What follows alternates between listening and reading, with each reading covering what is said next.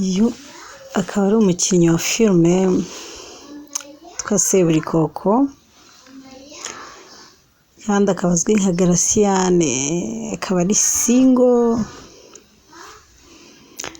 Guys, nitwa Clarisse. Uyu munsi nabazaniye abasore bose bakina filime nyarwanda bari single, bari searching. Hanyuma rero nyuma ya Seburikoko tugakurikizaho umusore bita Irunga Longe. Uyu nguyu akaba azwi cyane mu mafilme atandukanye, The Bishop Family, akaba ari icyamamare, umukinnyi mwiza cyane. Tugakurikizaho kandi uwo bita Bose Dusabimana Israel. Uyu nguyu akaba akora ibintu byinshi muri sinema, ni umukinnyi, ni director, ni umwanditsi, ni byose ni byose ko azi ibintu byinshi muri filime. Akaba afite imyaka myinshi tutabasha kuvuga nonaha, nawe akaba ari single and searching. Akaba ari umuperfiye Israel Bsine akaba ari umugabo w'icyamamare ukunzwe cyane muri industry, muri Zacu TV. Hanyuma agakurikiraho bita Wirindahiro. Uyu nguyu abenshi ntabwo bakunda kumuvugaho, ariko munyemere mugarukeho. Akaba ari perezida wa Federation ya Sinema mu Rwanda. Akaba ari umu-MC mwiza mu bitaramo, mu birori, mu bukwe. Avuga indimi nyinshi zitandukanye, Lingala, Swahili, Uganda, Icyongereza, Igifaransa n'izindi nyinshi. Akaba ari umukinnyi mwakunze cyane muri filime Ikigeragezo cy'ubuzima. Akaba ari single and searching. So agakurikiraho bita Ngenzi cyangwa se Daniel Gaga, amazina ye nyakuri. Akaba ari umukinnyi wa filime w'icyamamare uzwi, uherutse no kwakira agakiza mu rusengero aho yabatijwe amazi menshi. So ubu ngubu rero akaba ari kubarizwa mu itorero nk'umukristo. So ari single and searching, nubwo yavuzweho ibintu byinshi bitandukanye mu rukundo, ariko still aracyari single. Hanyuma uyu nguyu tugezeho akaba yitwa Bamenya cyangwa se Ramazan.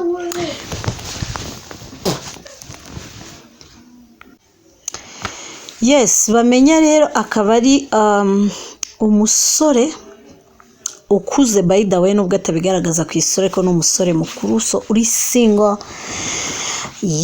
Benshi bakunda kwiyakana ngo we are not searching but they are. So here we have Francis Zahabu. Akaba yitwa Steve muri Steamed, akaba ari CEO.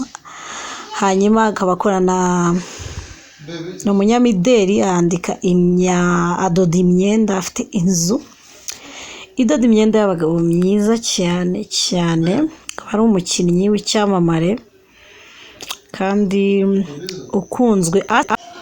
Yes, Francis Zahabu akaba ari ako kazi, ndetse akaba afite yarakira agakiza. Utuvugana akaba ari umuvugabutumwa bwiza bwa Kristo. Hanyuma tugeze ku musore bita Didier Kamanzi. Uyu muramuzi, yakinnye muri filime nyinshi ntabara, Inzozi, Seburikoko, ni nyinshi cyane. So uyu rero akaba ari single, akaba kandi akina iyi mukino bita rugby. Rugby akaba ari umukino w'amaboko. Akaba ari single and searching. So nkuko mubibona nyine afite imyaka myinshi, by the way, ariko ntago ajya saza. So ntago tuzi ngakoresha ibiki. So ku bakobwa guys, hano hari uwo bita MC Nario.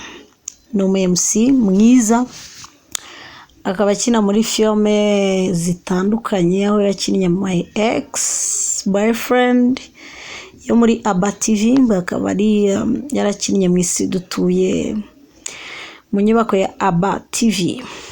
So uyu musore rero nawe akaba ari single and searching. By the way, hari abona Gembe akaba afite n'abana. So na Nari arimo mu bafite ababebe cyane ko atamuhakana. By the way, uyu tugezeho witwa Fernando Kimonyo, amazina ye nyakuri. Akaba ari umukinnyi wo muri Steamed ukunzwe cyane. Akaba ari icyamamare, ariko uyu nguyu amakuru ye akunda kuba private cyane gusa icyo tuzi ni kimwe nuko atarava ku isoko. So abakunzi ba filime nyarwanda, abakunzi abafana ba filime nyarwanda, aba basore nkomeje kubereka harimo n'uyu nguyu bamwita MD muri Stimed, akaba ari CEO wa Nyomora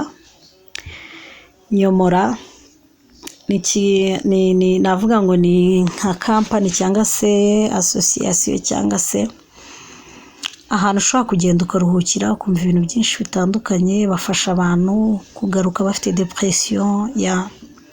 Uyu nguyu akaba yitwa Rukundo Palu, akaba ari umukinnyi mwiza cyane wamenyekanye mu isi dutuye, akamenyekana mu mpanga, akamenyekana muri ishusho ya papa yakozwe n'inyubako ya Zash TV cyangwa se inzu ya Zash TV. Uyu Palu kandi akaba yarabaye n'umunyamakuru kuri TV10. Yes, afite ijwi ryiza by the way, abakobwa benshi bamukundira ijwi rye, ni mwiza, ari single. Hano tukaba tugeze ku muhungu mwiza cyane cyangwa se umusore witwa Ben Rurangirwa, akaba yaramenyekanye muri filime Umuturanyi. Umuturanyi rero akaba ari filime yamuzamuye, ndetse ko yagiye akina filime nyinshi zitandukanye by the way, yagiye akina filime nyinshi zitandukanye, nawe ari single by the way. Hanyuma tugeze ku musore w'icyamamare, abenshi bamuzi nka Simon muri Stimed cyangwa se Peter.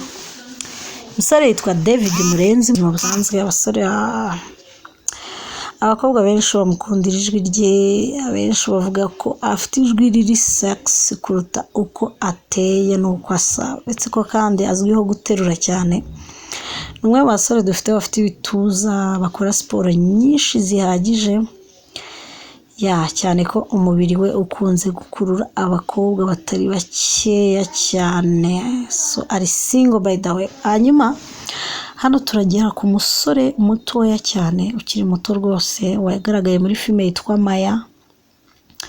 Akaba ari umukinnyi mwiza urimo uragenda ubikora neza muri iyi minsi, hanze harimo araca ibintu. So akaba ari single searching. Uyu nawe umusore mwiza cyane tugezeho witwa Guy, akaba afite inyubako cyangwa se akaba ari CEO, afite kampani ifotora amafoto. Nyabona ukeneye mu bukwe bwawe umufotographe mwiza cyangwa se umuntu w'ugukorere amashusho meza y'ubukwe bwawe kandi arambasa, you guys, uyu musore abikora neza cyane. Akaba yarigeze no kuba umunyamakuru wa TV3D, I hope so. Ari single kandi ni umurokore, arakijijwe. Kubifuza abakinnyi ba filime kumenya amakuru atandukanye, am here. So uyu bamwita George mu ndoto TV series, ariko akaba yitwa Rwasibo.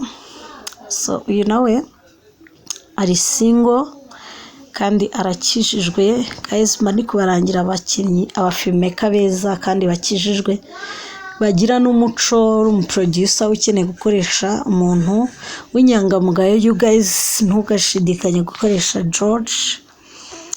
Hano turi ku musore bita Mitsi, wagaragaye cyane muri filime City Made ica kuri RBA. So itunganywa n'inyubako ya Zash Entertainment cyangwa se Zash TV. Uyu musore Mitsi akaba ari mutoya, ariko kandi akaba azwiho ko ari n'umunyarwenya cyane. Umwana ngo Mitsi rero sorry, nawe n'umwana ariko ni n'umusore. So ari single and searching. You guys, hano mbazane undi mutipe wahogoje abakobwa. My god, mutipe abakobwa benshi bamukundira ukuntu ngo afite ibituza kandi ari mwiza cyane. Uretse no kuba afite ibi bintu, uyu musore akaba ari n'umukozi mwiza cyane ku bijyanye no gutegura amaproje. Tugeze kuri filimo cyangwa se Gitego, akaba yitwa Serugendo mu Ndoto TV series.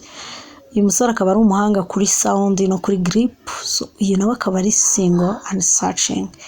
You guys, niba ukeneye umukunzi, go ahead man, urebe niba bazakwemera. Hano rero hari umunyarwenya dukunda kwita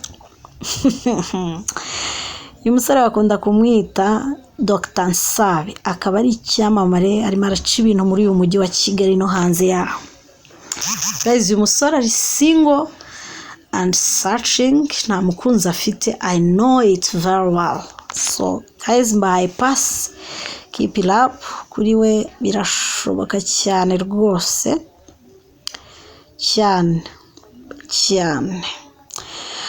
Hanyuma hano rero kandi hari umusore bamwita Ozil, yamenyekanye muri filime nyinshi cyane, isi dutuye, The Bishop Family, filime nyinshi. Uyu musore abantu badatinya kuvuga ko ari umumetisi, ariko ngewe ndabizi neza ko ni umunyarwanda pile. So akaba ari umusore ukiri mutoya kandi uri single, abikora neza cyane. Hano rero hari umusore wa nyuma guys, umusore bamwita Ivan, akaba ari umukinnyi wa filime mwiza cyane, wamenyekanye muri Bamenya TV series, akamenyekana muri The Bishop Family, akamenyekana muri Stimed, akamenyekana muri Maya. You guys, umuhungu yarazikinnye kweli.